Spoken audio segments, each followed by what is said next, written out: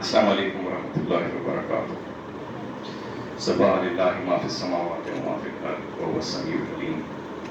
اللهم صل علی محمد وعلی آل محمد كما صلیت علی ابراہیم وعلی آل ابراہیم انک حمید مجید. اللهم بارک علی محمد وعلی آل محمد كما بارکت علی ابراہیم وعلی آل ابراہیم انک حمید مجید. ربنا آتنا فی الدنیا حسنۃ وفی الآخرۃ حسنۃ وقنا عذاب النار. خواتین و حضرات، ہم سب اللہ تعالیٰ کا شکر ادا کرتے ہیں کہ اللہ نے ہمیں ہومیوپیتھی کی تنظیم سے بھی جوڑا ہے تو وہ اسلام کے نام پر جوڑا ہے. ہمارے جیسے خوش بخت لوگ کم ہی کائنات میں پیدا ہوئے ہیں جن کو اللہ نے ہماری نہیں اپنی مرضی کے ساتھ حضرت محمد مصطفیٰ احمد مجتبیٰ سرکار مدینہ سرور قلب و سینہ صلی اللہ علیہ وآلہ وسلم کی سنت میں پیدا کیا ہے. وقت انتہائی مختصر ہے. میں دو گزارشات آپ کے سامنے پیش کر کے آپ سے رخصت لوں گا. اپنی دو حیثیتیں آپ کے ساتھ میں شیئر کروں گا.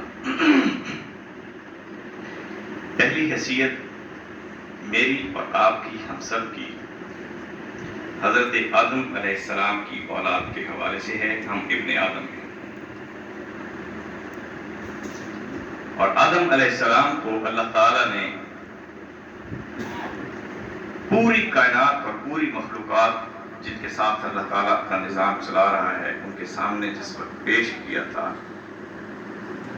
اور جس کے بارے میں اللہ کا یہ اعلان ہے کہ سخر لکم ما فی السماوات والارض، آسمان و زمین میں جو کچھ ہے وہ میں تمہارے لیے آدم میں نے مسخر کر دیا ہے.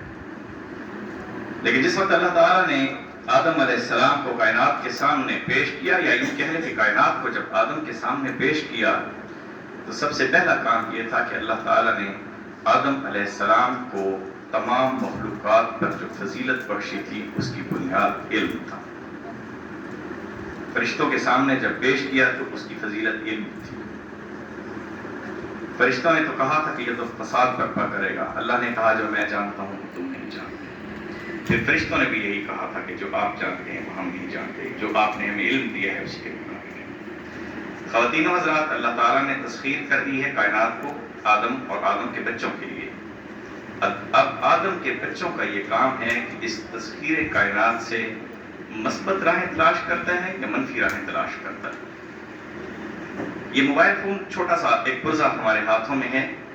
میں علم کی بات کر رہا ہوں تو کس طرح ہم اس کے مثبت استعمال بھی کر سکتے ہیں اور اس کے منفی استعمالات بھی کر سکتے ہیں. علم کی بہت زیادہ وسعتیں ہیں.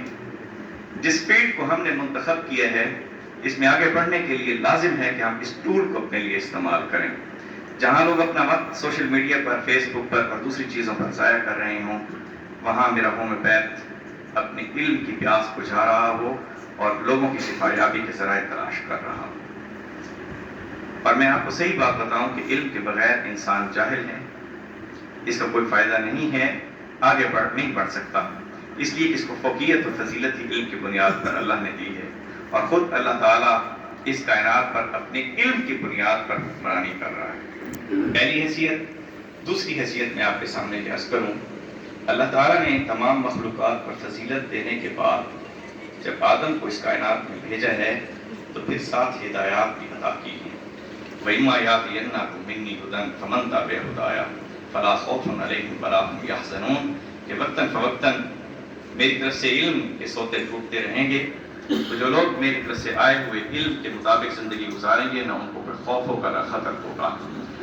جن ہستیوں کو اللہ تعالیٰ نے علم تقسیم کرنا اور علم پہنچانے کا ذریعہ بنایا ہے ان کو ہم انبیاء اور رسل کہتے ہیں.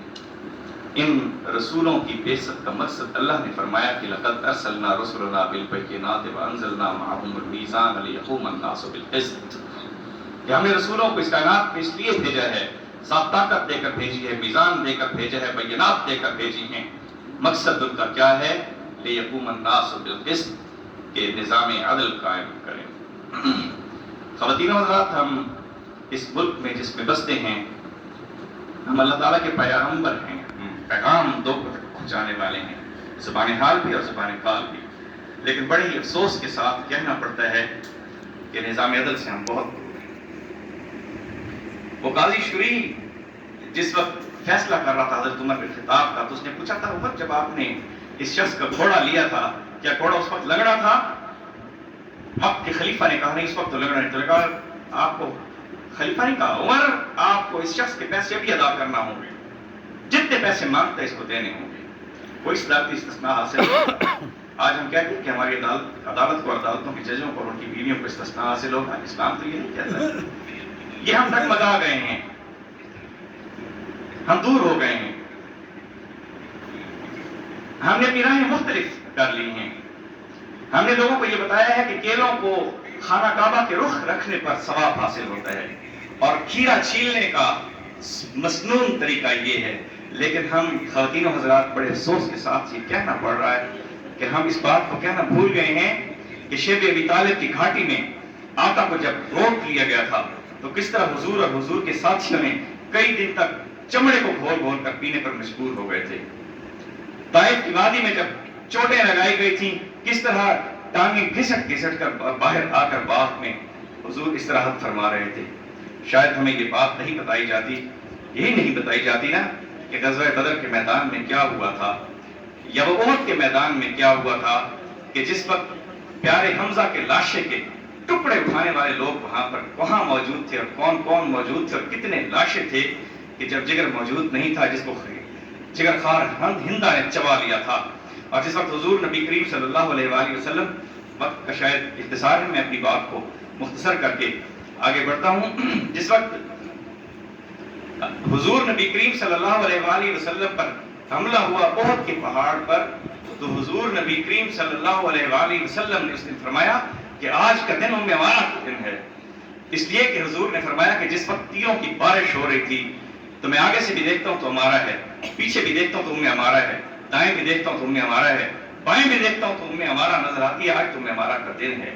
اور وہی دن تھا کہ جس وقت اور صحابہ کرام بھی تھے کہ جس وقت حضرت سعد بن ابی وقاص موجود تھے کہ جن کو حضور نے دنیا میں صرف ایک شخص ہیں جن کے لیے حضور نے یہ جملہ بولا ہے، اور وہ آپ اندازہ لگائیے وہ کتنا مشکل وقت تھا کہ جس وقت تیروں کی بارش ہو رہی تھی اور لوگوں میں یہ اعلان ہو چکا تھا کہ نعوذ باللہ من ذالک حضور اس دنیا کو چھوڑ گئے ہیں، تیروں کی زد میں آ گئے ہیں، تو حضور اس وقت کہہ رہے ہیں، تیر پکڑا رہے ہیں سعد بن ابی وقاص کو اور فرما رہے ہیں کہ ارم یا سعد، ارم یا سعد فداہ ابی و امی، اے سعد تجھ پر میرے ماں باپ قربان ہوں، یہ تیر ان پر چلا۔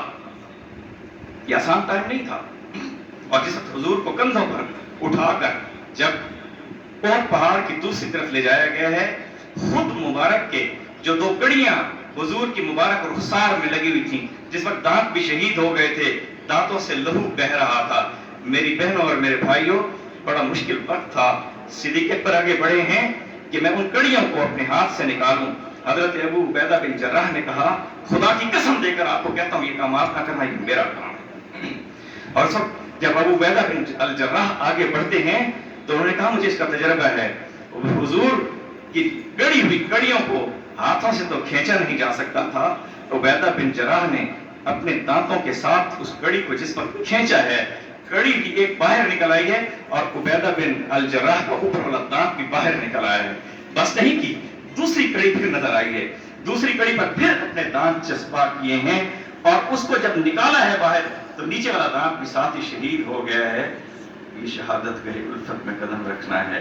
لوگ آسان سمجھتے ہیں مسلمان ہونا، وہاں پر تو مکہ کی سرزمین پر حضور کو نماز پڑھنے کی اجازت تھی، روزہ رکھنے کی اجازت تھی، ذکر و اذکار اور وظائف کی اجازت تھی۔ اب ہمیں ذکر و اذکار اور وظائف کے راستے پر لگا دیا جائے اور ہم سب چپ کر کے بیٹھے رہیں۔ ایک اسٹیٹ بینک کا گورنر 99% مسلمانوں کے ملک میں یہ اعلان کرے کہ ہم سود کی شرح میں اضافہ کر رہے ہیں، ہمارے کان پر جون تک نہ رینگے۔ لاہور کے شہر میں یہ مجھے بڑی تکلیف کے ساتھ یہ بات بیان کرنا پڑ رہی ہے، لاہور جیسے گنجان آباد شہر کے اندر معصوم یتیم بچیوں کے یتیم خانے سے چھوٹی سی معصوم بچیوں کو اٹھا کر وزیروں اور مشیروں کی ہوس کا نشانہ بنانے کے لیے پیش کر دیا جائے اور میرے اور آپ کے کان پر جون تک نہ رہیں گے، ہم کہیں تسبیحات اور اذکار ہمیں بچا لے جائیں گے؟ یہ ممکن نہیں ہے، اللہ کی یہ سنت نہیں ہے۔ میرے بھائی اور میرے دوستوں، شاید میں کھلے بیان نہیں کر پاؤں گا، نہ میں بیان کر پاؤں گا نہ آپ سن پائیں گے۔ ہم جس ملک میں رہتے ہیں ہم بہت آزمائش میں مبتلا ہیں، ٹھیک ہے مسلمان ہیں، لائف ہماری ٹھیک چلی جا رہی ہے، تو یقین جانے کہ ہم نے نظام عدل قائم نہیں کیا ہے، اس لیے ہمارے اوپر عذاب مسلط ہو گیا ہے، ہم عذاب میں گھرے ہوئے ہیں۔ عذاب میرے بھائی اور میری بہنوں، عذاب یہ نہیں ہوتا کہ اوپر سے پتھر برسیں، عذاب یہ نہیں ہوتا کہ خون برسے، عذاب یہ نہیں ہوتا کہ لوگوں کو کاٹ لیا جائے، یہ عذاب نہیں ہے کہ لوگوں کے پاس مال اور دولت، روپے اور پیسے کی ریل پیل موجود ہونے کے باوجود بے چینی ہو، یہ عذاب نہیں ہے اللہ کا؟ کیا یہ اللہ کا عذاب نہیں ہے کہ 99% مسلمان ہوں، حضور کے غلام ہونے پر فخر کریں اور ان کی گردنوں پر زانی، شرابی اور ڈاکو قسم کے لوگ، چور اور مافیاز کے سرپرست، میں ایک دور کی بات نہیں کر رہا، بدقسمتی سے ہمارے ادوار سے ادوار یہی چلتے جا رہے ہیں، اور ہم انہی لوگوں کو سپورٹ کرتے چلے جائیں اور ان لوگوں کو ہم اپنی کندھوں پر اور سروں پر بٹھا کر اور جیوے جیوے کے نعرے لگا کر لے جائیں، تو کیا یہ عذاب نہیں ہے کہ مسلمان نیچے مسلمان موجود ہوں، اوپر نام نہاد وہ جو دوسروں کے ایجنٹ ہمارے سروں پر مسلط ہو جائیں، بے چینی اور اضطراب الگ موجود ہو، لوگوں کو لوٹ لیا جائے، چوریاں اور ڈاکے بڑھ جائیں، مافیاز کی سرپرستی کرتی چلے جائیں، تو کیا یہ عذاب نہیں ہے؟ میں یہ سمجھتا ہوں کہ پوری قوم کو، من حیث القوم ہم سب کو استغفار بھی کرنا ہوگا اور اپنی خوب بدلنی ہوگی، اپنا راستہ درست کرنا ہوگا، اپنا راستہ بدلنا ہوگا، ہمیں یہ گاڑی کا کانٹا بدلنا ہے، ہمارا یہ راستہ نہیں جس پر ہم چل رہے ہیں۔ دیکھیں بہت تھوڑے وقت کے لیے ہم اس دنیا میں آئے، یہاں سے چلے جانا ہے، یا جنت ہے اور یا جہنم ہے، اب انتخاب ہمارا ہے، جنت میں جانا ہے یا جہنم میں جانا ہے۔ آپ سب لوگ الحمدللہ بہت اہل لوگ ہیں، معاشرے کے بہترین لوگ ہیں، آپ کے ساتھ لوگ جڑے ہوئے ہیں، کبھی یہ نہ سوچنا کہ ہم کم ہیں۔ کسی اللہ کی یہ سنت کی گئی، کسی نبی کے ساتھ اللہ نے لشکر نہیں بھیجے، ہر نبی کو اپنا کام کرنا پڑا ہے، اور انبیاء کو لوگوں نے مار بھی ڈالا ہے، تو کیا انبیاء ناکام ٹھہرے؟ کوئی مائی کا لاگ یہ نہیں کہہ سکتا کہ انبیاء ناکام ٹھہرے ہیں۔